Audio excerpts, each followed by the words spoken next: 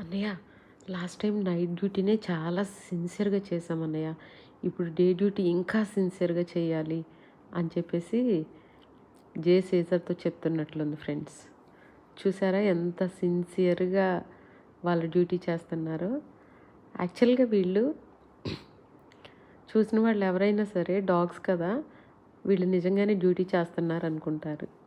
అసలు రీజన్ అది కాదండి. ఇక్కడ సిటీలోనంటే ఎక్కువ ప్లేస్ ఉండదు కదా వీళ్ళు ఆడుకోవడానికి, తిరగడానికి.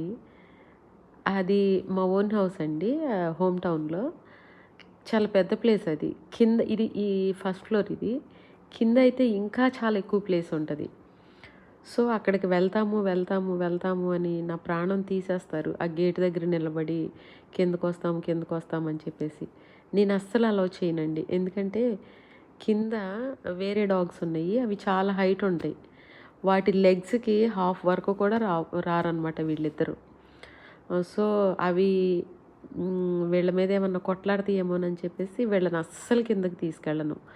ఒకవేళ వీళ్ళు కిందకు వచ్చారు అని అంటే ఇంకా డైరెక్ట్ కారులోకి. మళ్ళీ ఇక్కడ నుంచి మా ఇంటికి వెళ్ళాము అంటే వెళ్ళిన తర్వాత మళ్ళీ వెంటనే కారులో నుండి పైకి, ఇంకంతే.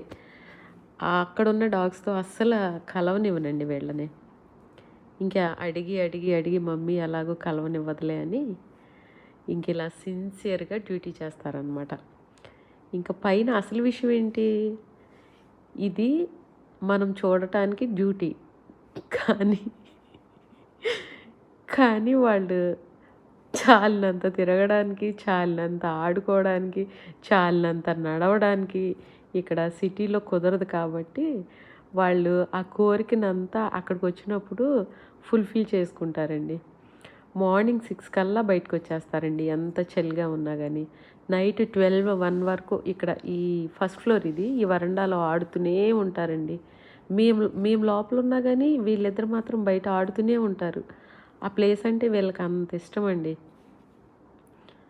నిజంగా ఎంత సిన్సియర్గా వర్క్ చేస్తున్నారో చూడండి. అందులో లాస్ట్ టైం నైట్ డ్యూటీ చేసినప్పుడు మిమ్మల్ని ఒక లైక్ అడిగారు, అవార్డు అడిగారు. అవి 2 ఇచ్చారు కదా. ఇప్పుడు ఇంకా సిన్సియర్గా వర్క్ చేస్తున్నారండి సీజరు. ఇప్పుడు కూడా వీళ్ళకంటే ఒక లైక్, ఒక షేరు ఇవ్వండి ఫ్రెండ్స్. ఒక అవార్డు కూడా ఇవ్వండి ఫ్రెండ్స్. థ్యాంక్